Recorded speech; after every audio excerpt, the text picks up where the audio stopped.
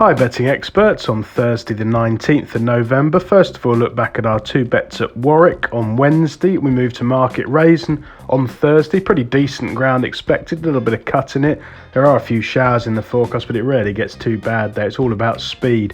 Front runners are hugely favoured at market raisin, particularly on the hurdle course. We start off with our value angle section in the 1 o'clock. This is the Potemps Mares Handicap Hurdle. 2 mile 7, class 4, 3-year-olds and upwards, 10 runners, £3,769 on offer. Some of them are quite frustrating and find winning difficult, and one of those perhaps you could include is our selection Sandy Mount Rose, but she's only run 4 times over hurdle. She has finished second on each occasion, but I don't think there's anything wrong with her attitude.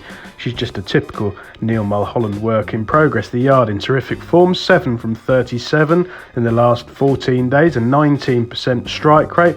She started off at Exeter when finishing a really good second in a huge field on heavy ground behind Queen's Cave over an inadequate 2 mile 2 furlongs. That was last November. She's run 3 times since, outclassed by What's the Story at Southwell, and then behind the useful Ruby Yates in handicap debut off a mark of 109 at Plumpton. Again, I suspect she found the ground deep enough. She returned from 234 days off and ran really well behind the positively ridden Go Millie Go at Stratford in a mare's hurdle. The pair 8 lengths clear of the rest. That's pretty solid form. Proved that she stays, proved that better ground suited her. She now starts off back into handicaps off 110. The tie's on for the first time, which should help her finishing effort, and Sam Twiston-Davies, who rode her for the first time last time, is also in the play. I think she'll take an awful lot of beating with this sort of track absolutely ideal. The main danger could come from Anthony Honeyball's Lily the Pink, who's won 1 from 6 and returned,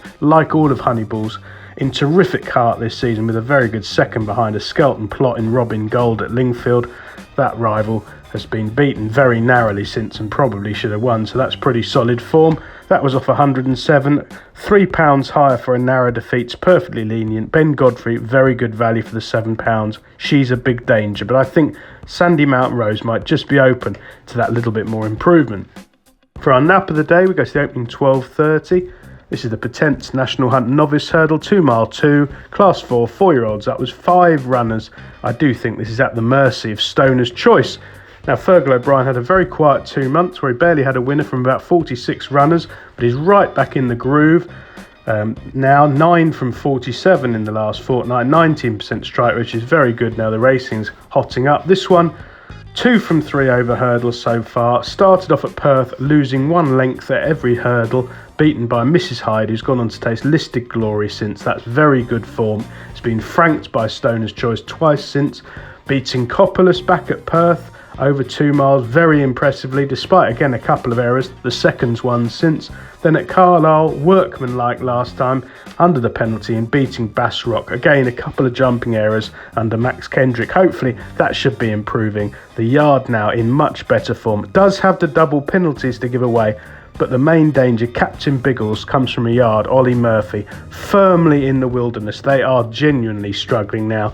2 from 45, numerous short price disappointments, and it'd be a real act of faith to back anything from the yard at the moment, so I think Stoner's Choice can complete a hat-trick. Best of luck on Thursday, betting experts.